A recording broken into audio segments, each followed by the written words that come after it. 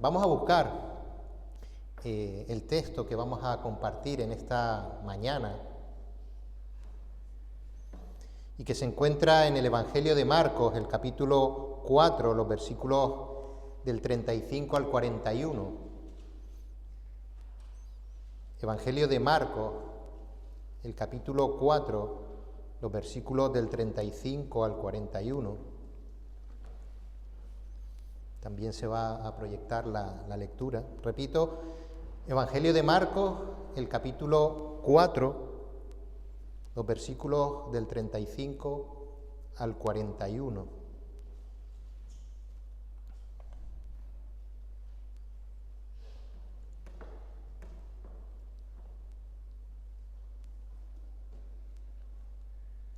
Y dice así la palabra de Dios. Aquel día, cuando llegó la noche, les dijo: pasemos al otro lado. Y despidiendo a la multitud, le tomaron como estaba en la barca, y había también con él otras barcas. Pero se levantó una gran tempestad de viento y echaba las olas en la barca, de tal manera que ya se anegaba. Y él estaba en la popa, durmiendo sobre un cabezal, y le despertaron y le dijeron: Maestro, ¿no tienes cuidado que perecemos? Y levantándose, reprendió al viento y dijo al mar: Calla, enmudece. Y cesó el viento y se hizo grande bonanza. Y les dijo: ¿por qué estáis así amedrentados? ¿Cómo no tenéis fe? Entonces temieron con gran temor y se decían el uno al otro: ¿quién es este que aun el viento y el mar le obedecen?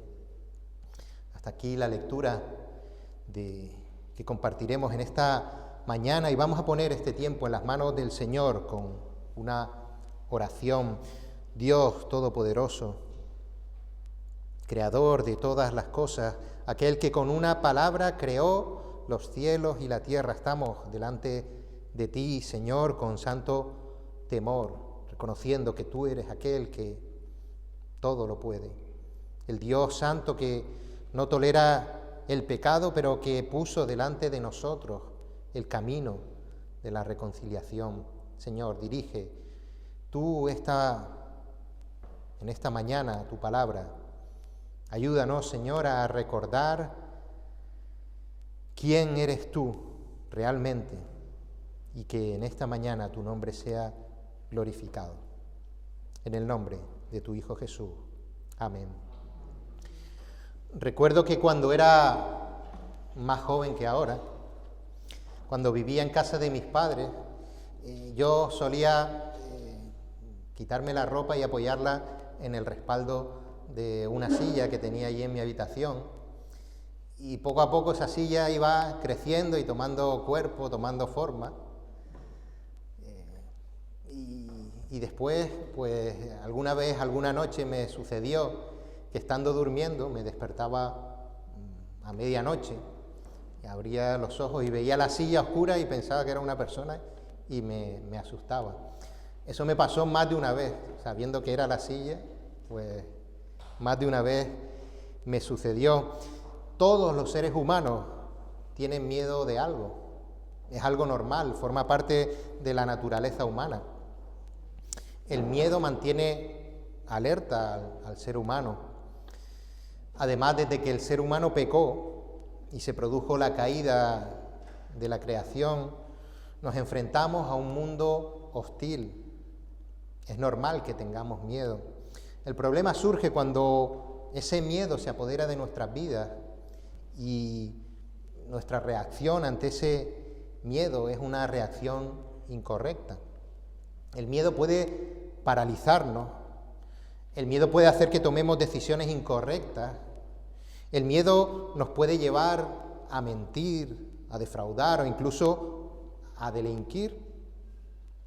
Pequeños delitos, aparentemente intrascendentes, pero delitos al fin y al cabo.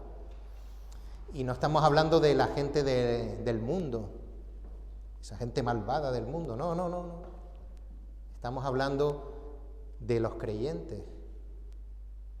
Estamos hablando de cristianos que se precipitan en sus decisiones o en sus valoraciones empujados por el miedo. Alguno ahora estará pensando, bueno, este texto nos viene perfecto para tratar este tema. Pero yo les digo, cuidado.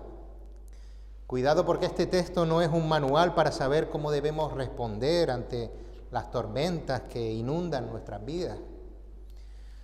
Sucede con este pasaje que nos olvidamos acerca de quién trata la Biblia. Y les voy a hacer una pregunta, esta mañana no me respondieron, no sé si por vergüenza o qué. Si leemos el Quijote, el protagonista del Quijote, ¿quién es? Don Quijote. Si leyésemos las aventuras de Tom Sawyer, el protagonista es Tom Sawyer. Pues la Biblia nos habla de Cristo y es en Él en quien debemos fijarnos.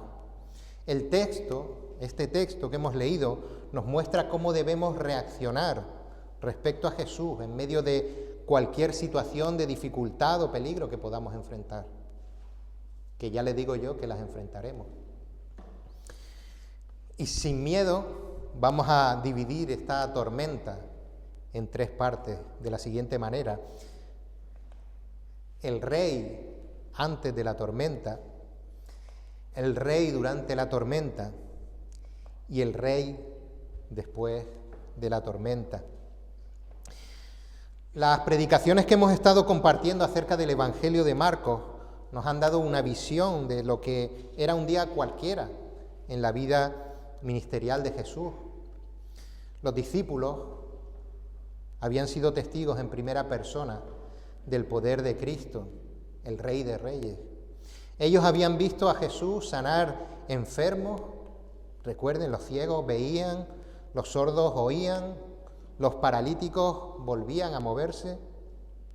Ellos también habían visto expulsar demonios, pero no como en las películas estas de terror que ponen en la tele, que parece que hay dos fuerzas enfrentándose en una lucha agotadora. No. Jesús, con una orden, hacía que los demonios atemorizados huyesen, obedeciéndole inmediatamente. Estos discípulos se habían deleitado con las palabras de alguien, de este Jesús, que predicaba con autoridad y no como los escribas lo hacían. Él, Jesús, le daba sentido a las palabras que se encontraban en la ley y los profetas. Los discípulos habían sido los privilegiados a los cuales se les había explicado las enseñanzas sobre el reino de Dios, que para el resto habían sido veladas mediante parábolas. Los discípulos ya se iban intuyendo por todas estas señales que esta autoridad que mostraba Jesús sobre la enfermedad, sobre los demonios, sobre el pecado, sobre los líderes religiosos, mostraba de alguna manera que sí, ciertamente Jesús era ese Mesías esperado, aquel del que habló Isaías, aquel a quien Juan el Bautista no era digno de desabrochar el calzado. Definitivamente este era el poderoso rey que estaban esperando. Ese día que, como dice el versículo 35, ya concluía, ciertamente había sido un día saturado por todas esas ocupaciones cotidianas que habíamos visto de Jesús. Y si recuerdan, Jesús en ese momento se encontraba en la barca, porque él estaba predicando desde ahí a causa de esa multitud que le perseguía, que quería tocarle para ser sanada. Jesús se había subido en una barca y, alejado un poco de la orilla, podía predicar por medio de parábolas, como vimos en los versículos anteriores. El caso es que, como vemos, Jesús despide a la multitud, porque ya terminaba el día, y les ordena a sus discípulos pasar a la otra orilla del lago de Genesaret, o el mar de Galilea, que era donde se encontraban. Y por supuesto, ¿cómo iban a decirles ellos que no al Rey de Reyes? Ya estaban en la barca, así que levaron anclas y se dirigieron a la orilla opuesta, a donde ellos se encontraban. Este es el antes de la tormenta, unos decididos seguidores del Mesías rumbo a la orilla contraria del lago. El rey antes de la tormenta es el rey que conocemos por la teoría. Y quiero decirles que no es que Jesús cambie antes, durante o después de la tormenta. Jesús es el mismo antes, durante y después. Los que van a cambiar su percepción de Cristo son los discípulos. El rey que ellos conocen antes de la tormenta, antes de las dificultades, antes de los peligros, es el rey que soluciona los problemas, el que tiene palabras sabias y alentadoras. Pero la tormenta va a ser la lección práctica de Dios en la vida de estos discípulos. Versículo 37, pero se levantó una gran tempestad de viento y echaba las olas en la barca, de tal manera que ya se anegaba. Y así fue. De repente se levantó una tempestad y en el texto original se utiliza la palabra mega, es decir, era una tormenta muy grande, era una mega tormenta. Y tal era así que las olas saltaban por encima de la barca, moviéndola y la estaban inundando de agua. Y nos podríamos preguntar, bueno, si era un lago, ¿cómo es posible que pasase eso? Era un lago, no era un océano, no era el mar Mediterráneo. Pues cierto es que en esa zona geográfica se producen algunas veces confluencias de corrientes de aire que provocan tormentas en ese lago. Tormentas que no son pues muy periódicas, pasan muchos años entre tormenta y tormenta. De hecho, en internet hay un vídeo de unas olas de 2 metros que se produjeron en marzo del 2020 y que estaban inundando un paseo que bordea ese lago. Y dicen que hacía 300 años que no se producía una tormenta como esa que se produjo en el 2020. Bueno, el caso es que olas de 2 metros para esas pequeñas barcas, pues como dice el texto, estaban comenzando a inundarlas. Era una mega tormenta. Generalmente cuando hablamos de tormentas o fenómenos atmosféricos, y como he dicho yo ahora, corrientes de aire que se cruzan, pues muchas veces solemos encontrar explicaciones científicas para que estos fenómenos se produzcan. Y parece que se forman de una forma desconocida y casi espontánea. Algunas veces tratamos de defender a Dios como si Él necesitase nuestra defensa, poniéndonos en el lado opuesto de aquellos que condenan a Dios por todo lo que sucede en el mundo. Pero recordemos, hermanos, que Dios está al control de todas las cosas, que Dios permite que se produzcan los fenómenos atmosféricos y en el caso que nos ocupa, estamos seguros de que Dios estaba permitiendo este suceso climatológico para que los discípulos recibiesen la lección en medio de la tormenta, en medio de la prueba, para fortalecer y pulir la fe de ellos y para que pudieran seguir profundizando en el conocimiento de ese rey al que solamente conocían en los momentos buenos, pero que aún no conocían del todo. Porque, repito, es fácil creer en Cristo desde la tranquilidad de una ciudad, cuando ellos estaban en las ciudades, rodeados de una multitud complaciente que los venía a ver desde todas partes de la geografía, comprobando el poder de Cristo que arreglaba muchos de los problemas físicos y espirituales de las personas. Es fácil deleitarse en Dios oyendo predicaciones elocuentes que presentan sus grandes obras. Es fácil, sentados en un banco, creer lo que nos dicen desde el púlpito acerca de Dios, porque es verdad y qué grande es Dios. O es fácil hablar de confianza y obediencia desde un púlpito, cuando la valentía son solo palabras. Dios permite que podamos poner en práctica todo lo que le conocemos para poder comprobar cuánto le conocemos verdaderamente. Y es en la prueba donde el Señor pone nuestra fe en práctica, para que comprobemos nosotros mismos si es una fe sincera o es una fe engañosa. Las olas superaban la barca y estaban inundándola, y recuerden, al menos 6 de ellos, de estos discípulos, eran pescadores de ese lago. Ellos lo conocían. Ellos habían seguramente pasado por circunstancias, si no iguales, parecidas.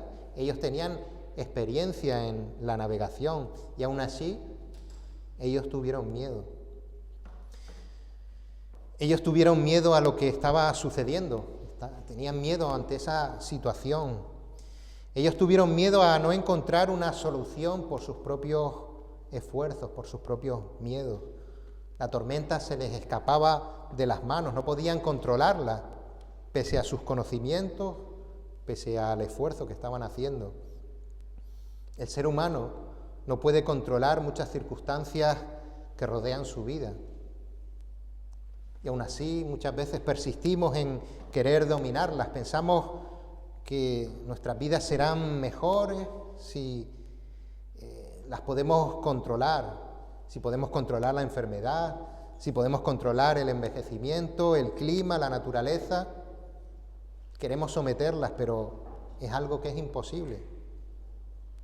Después del pecado del hombre, cuando el hombre cae, la creación que fue entregada por Dios para ser sometida, para ser dirigida por el hombre, pues se volvió rebelde contra el hombre, por culpa del hombre, por culpa del pecado. También estos discípulos tenían miedo al suponer el final que les esperaba. El final que ellos veían era el fondo del mar. Esa era la dirección que ellos entendían que tenía ese viaje. Ya nadie se acordaba de que Jesús había dicho: pasemos al otro lado. Ninguno confiaba que el destino de ese viaje era el otro lado de la orilla. Pero también estos discípulos tuvieron miedo al ver la actitud de Jesús, porque pese a la tremenda tempestad que había, a esta mega tempestad, el bote a punto de hundirse, los vientos, el agua, cómo se encontraba el rey durante la tormenta. Jesús estaba durmiendo. Él estaba durmiendo. Con todos estos miedos, Jesús estaba durmiendo. Dice el versículo 38 que estaba durmiendo en la popa del barco, en la parte de atrás del bote, apoyada su cabeza sobre un cabezal, que es un pequeño cojín. El día, como habíamos visto, había sido tremendamente agotador para Jesús. Él seguía siendo Dios, pero en su forma humana, Él había renunciado voluntariamente a usar el poder que tenía como Dios, y Él se había sometido a todas las debilidades humanas, aunque recordemos que Él no pecó nunca. Por tanto, Jesús tenía hambre cuando no comía. Él tenía que beber porque a él le daba sed. Y también se cansaba físicamente, hasta tal punto que en medio de esa tempestad, en medio de los movimientos de la barca, en medio de los posibles gritos de los discípulos unos a otros, Él estaba durmiendo. Y además Él no se hacía el dormido, no estaba con un ojo abierto a ver si veía lo que estaban haciendo los discípulos y a ver si estaban aprendiendo esa lección. No, Él estaba tremendamente exhausto y Él estaba durmiendo. Él estaba durmiendo. Y ahora les pregunto, ¿alguna vez se han encontrado en medio de un problema del que ven imposible encontrar solución y sienten que Dios está mirando para otro lado? Pues así se sintieron estos discípulos, desatendidos, olvidados, y acudieron a él, le despertaron y le dijeron: ¿no tienes cuidado que perecemos? Estos discípulos le estaban diciendo a Jesús: ¿no te importan nuestras vidas? ¿No ves la situación en la que estamos? ¿No ves el peligro que estamos corriendo y que somos incapaces de hallar la solución? ¿No ves que esto nos está superando y a ti no te importa? Estos discípulos lo habían dejado todo. Habían dejado casas, familias, negocios, tierras, dinero para seguir a Jesús, y ahora veían que Jesús no estaba atento a sus necesidades. Se preguntarían, se dirían: estamos en esta situación por obedecerte. Recordamos, Jesús les dijo: vamos a la otra orilla, estamos aquí porque te obedecimos, por seguirte, y no pones cuidado de nosotros. No te preocupa lo que me suceda. Nosotros también reaccionamos de forma similar cuando los problemas, cuando los contratiempos de la vida nos superan. Y es que hemos cogido la imagen que tenemos de Cristo antes de la tormenta, el Cristo que resuelve problemas, el Cristo que sana, el Cristo que conforta a nuestro corazón con sus palabras, y cuando las situaciones de la vida no se resuelven como nosotros queremos, entonces es cuando reaccionamos contra Dios y decimos: Dios, es que no me amas, Dios, es que no me escuchas. Yo lo hago todo como me dices, oro con regularidad, estudio la palabra, participo en mi iglesia, he renunciado a una carrera laboral prometedora por ti, y aún así, con todo, parece que no escuchas mis peticiones, aunque todas ellas son lícitas. Decimos: te demando un trabajo con un sueldo no muy grande, un sueldo para sobrevivir, pero no consigo el trabajo que quiero. Hago todo como me lo pides, pero aún así mi matrimonio parece que no funciona. Le decimos a Dios: todo el mundo parece que está en mi contra, y aunque oro con total confianza en que tú obras, veo que no estás obrando en venganza contra mis enemigos. Dios, ¿es que no tienes cuidado de mí? Dios, ¿acaso no me amas? Quizá no lo decimos así directamente, pero nuestro comportamiento, nuestra reacción ante las dificultades son acusaciones duras contra Dios. Estamos acusando a Dios de esas cosas que suceden porque no se resuelven como nosotros queremos o como nosotros pensábamos que se deberían resolver. Cuestionamos la autoridad de Dios sobre los sucesos de nuestra vida por eso mismo, porque las cosas no siguen nuestros planes. Pero no somos especiales. La Biblia está plagada de ejemplos en los que el hombre ponía en duda la misericordia de Dios cuando no salían las cosas como la mente del hombre las pensaba. El Salmo 73 es un ejemplo de cómo Asaf, un músico del pueblo de Israel, manifiesta al principio del Salmo la envidia contra aquellos impíos que lo consiguen todo, lo cual encierra en el fondo una queja contra Dios por permitirlo. Y cierto es que este salmo es la narración de esta situación que pasa este músico, pero también nos va diciendo cómo él va reflexionando sobre esa idea, recordando finalmente que su mayor tesoro era estar con Dios. Otro ejemplo, Job, el hombre más piadoso de la tierra, también se quejó contra Dios después de haberlo perdido todo. Pero finalmente todo ello le sirve a Job para reconocer la verdadera grandeza de Dios, para reconocer quién era Dios realmente. Les digo, Dios no apartará las pruebas de la vida del creyente. Dios permanecerá junto al creyente en la prueba para gloria de su nombre. Y Dios va a permitir las pruebas en nuestra vida por amor a nosotros, para que nuestra fe sea probada. Dice Primera de Pedro, el capítulo 1, los versículos del 6 al 8, en lo cual vosotros os alegráis, aunque ahora por un poco de tiempo, si es necesario, tengáis que ser afligidos en diversas pruebas, para que, sometida a prueba vuestra fe, mucho más preciosa que el oro, el cual, aunque perecedero, se prueba con fuego, sea hallada en alabanza, gloria y honra cuando sea manifestado Jesucristo, a quien amáis sin haberle visto, en quien creyendo, aunque ahora no lo veáis, os alegráis con gozo inefable y glorioso. Si tú coges un anillo, pues para saber si es de oro o es de otro metal o es simplemente chapado en oro, si acercas el fuego de un mechero y durante un minuto lo tienes con la llama al lado de ese material, si se pone negro o se derrite es porque no es oro puro. Pues así con las pruebas que Dios permite, Dios está probando si realmente nuestra fe es verdadera o no, para que nosotros lo conozcamos.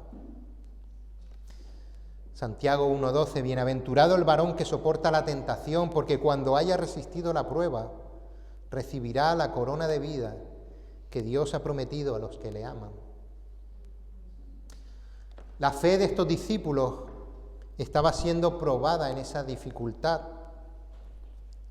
Dios estaba permitiendo esa prueba y va a permitir pruebas en nuestra vida para que no olvidemos quién es Él en realidad, para que nuestros anhelos, nuestros deseos, nuestras ilusiones humanas no conformen una idea errónea de quién es Él, sino que realmente conozcamos quién es Él.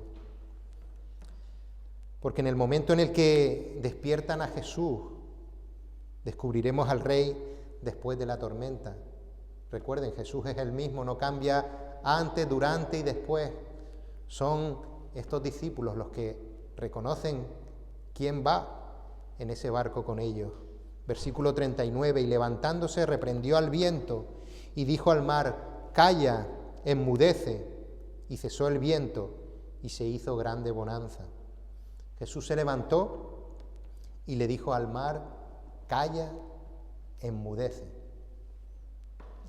No nos lo podemos imaginar, porque no, es una cosa que nos supera. Pero la tormenta paró inmediatamente. No es que fuera poco a poco, primero desapareciendo el viento y después calmándose el agua. Desapareció viento y el mar se quedó como un plato. Todo de repente ante la voz del Rey. Jesús volvió a mostrar su autoridad, esta vez sobre la naturaleza. Y quizá cualquiera podría aparentar expulsar demonios, podría aparentar sanar enfermos. Los fariseos lo estaban haciendo también en ese tiempo. Pero el control sobre la naturaleza, ese parar la tormenta, eso no podía ser un truco. Acallada con 2 palabras, sin rodeos, Él da 2 órdenes claras y el mar y el viento se tranquilizan. Y si nuestro Dios fuese el Dios que nos resuelve nuestros problemas, el Dios que promete siempre prosperidad, el Dios que si hacemos las cosas bien mantiene nuestros matrimonios como cuentos de hadas, la historia se podría acabar aquí. Pero ese no es nuestro Dios. Nuestro Dios no es averías 24 horas. Ya Él se alejó de las multitudes que solamente buscaban la sanidad terrenal. Cristo había venido para salvar al mundo mediante la muerte en la cruz. Jesús estaba ya de camino a la cruz, camino de cumplir con el plan de salvación de Dios. Vemos que después de calmar la tormenta, después de mostrar su poder sobre la naturaleza, Jesús pasa a ocuparse de otra tormenta que había en la barca, la de los desesperados discípulos que no solo habían entrado en pánico, sino que en la primera dificultad que se habían encontrado, Se habían olvidado de quién iba en la barca con ellos. Versículo 40, les dijo: ¿por qué estáis así amedrentados? ¿Cómo no tenéis fe? La segunda pregunta es la respuesta a la primera pregunta. Ellos habían visto a Jesús obrar milagros increíbles, pero cuando sus vidas estuvieron en peligro, cuando estuvieron en dificultad, se puso de manifiesto que la fe que ellos tenían no era una fe profunda en Cristo. Sí, Dios es poderoso, pero quizá Él en ese momento pues no quiera resolver los problemas de mi vida. Quizá Él no tenga que actuar en esta enfermedad que tengo o en mi dificultosa economía. Quizá no esté actuando, quizá es que no me escucha, Dios, es que no me oye, es que no me habla, es que yo no te entiendo. Yo me hacía esta pregunta. Podríamos decir, si hay algún día en nuestra vida en el cual podamos decir que no nos hemos quejado a Dios por no escuchar nuestras peticiones, que no nos hayamos quejado de que no atiende nuestra situación. Hay veces que entramos en esta espiral de todos los días quejarnos. La palabra nos recuerda lo contrario, nos recuerda que Él está atento en todo momento a nuestras vidas, que Él actúa en nuestra vida en todo momento. Hebreos 13, los versículos del 5 al 6, no te desampararé ni te dejaré, de manera que podemos decir confiadamente, el Señor es mi ayudador, no temeré lo que me pueda hacer el hombre. El apóstol Pedro también animaba a los creyentes en Primera de Pedro, el capítulo 5, el versículo 7, echando toda vuestra ansiedad sobre Él, porque Él tiene cuidado de vosotros. Y él estaba aludiendo al Salmo 55, 22, echa sobre Jehová tu carga, y Él te sustentará, no dejará para siempre caído al justo. También Pablo manifestaba esa confianza en Romanos 8, los versículos del 38 al 39, cuando él decía, por lo cual estoy seguro de que ni la muerte, ni la vida, ni ángeles, ni principados, ni potestades, ni lo presente, ni lo porvenir, ni lo alto, ni lo profundo, ni ninguna otra cosa creada, nos podrá separar del amor de Dios, que es en Cristo Jesús, Señor nuestro.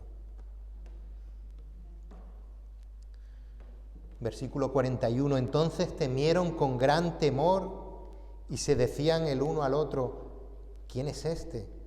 Que aún el viento y el mar le obedecen. El mar se había calmado, era un plato, el viento había cesado, ya no había por qué temer. Sin embargo, el miedo que tenían de hundirse, el miedo y la desesperación a no poder resolver la situación en la que se encontraban, el miedo a no recibir respuesta por parte de Jesús, se transformó en un gran temor ante aquel que se encontraba en la barca. La comprensión de que el Creador estaba en la barca fue mucho más aterradora que la situación que acababan de enfrentar. No es el reconocimiento de que Dios tiene poder para hacer milagros. Es que cuando el hombre pecador está en la presencia de Dios, la respuesta natural del hombre que verdaderamente sabe que está en la presencia de Dios es el temor. Volvemos a Job, que decía, de oídas te había oído, mas ahora mis ojos te ven, por tanto me aborrezco y me arrepiento en polvo y ceniza. Job había reconocido quién era realmente Dios y sabía ahora delante de quién estaba. Isaías dijo, ay de mí que soy muerto, porque siendo hombre inmundo de labios y habitando en medio de pueblo que tiene labios inmundos, han visto mis ojos al Rey, Jehová de los ejércitos. También Isaías manifestaba su temor al estar en la presencia de Dios. Caí como muerto a sus pies, podemos leer en Apocalipsis 1:17. Y esto lo leemos, fue algo que escribió Juan en su visión de Cristo, cuando le fue revelada la visión que él narra en Apocalipsis. Los discípulos estaban aprendiendo de forma práctica la lección que de palabra también les diría Jesús y que encontramos en Mateo, el capítulo 10, el versículo 28. Y no temáis a los que matan el cuerpo, mas el alma no pueden matar. Temed más bien a aquel que puede destruir el alma y el cuerpo en el infierno. El verdadero temor del ser humano no va ni contra las pandemias, ni contra los problemas temporales de la vida, ni contra las decisiones gubernamentales injustas, ni contra una sociedad que se deteriora y se vuelve contra Dios. El verdadero temor no es que se pueda hundir la barca, es que el Dios Todopoderoso no vaya en ella. El verdadero temor del ser humano es estar alejados de Dios cuando muera. Y todos aquellos que no hayan reconocido a Jesús como su único Señor y Salvador, el único camino de reconciliación con Dios, estarán separados de Dios y por tanto su eternidad la pasarán en el infierno. Porque es Dios el único que puede destruir el cuerpo y el alma en el infierno. Ese versículo habla de Dios. Temed a Dios, a Él temedle, porque es Él el que tiene en su mano el poder salvar. Pero que este temor no sea el temor paralizador del que hablábamos al principio, que no sea el temor desesperanzador, al contrario, Él mismo puso la solución, puso la salvación en su Hijo Jesús. Después de la muerte en la cruz, los que creemos en Él somos vistos por Dios como si fuésemos Él mismo. Dios ve en nosotros la justicia de Cristo. Dios ve en nosotros la vida sin pecado de Cristo. Dios ve en nosotros el sacrificio de Cristo. Y podemos descansar en que, sabiendo que Él es el único que puede destruir el alma y el cuerpo en el infierno, Él nos ha prometido que desde que hemos creído en Él, no tendremos por qué tener miedo por nuestra eternidad. Desde el momento en el que creemos en Él, no es que Él esté en nuestra barca, es que nosotros nos encontramos en su barca. Y esto no significa que no vayamos a pasar por problemas. Esto no significa que no tengamos dificultades económicas. No significa que nos pueda llegar a faltar de comer alguna vez. Esto no significa que no vayamos a sufrir decepciones de nuestros maridos, de nuestras mujeres, de nuestros amigos, de nuestros hermanos en la fe también. Esto no significa que todo lo que emprendamos en nombre de Dios va a ir como la seda, sin dificultades.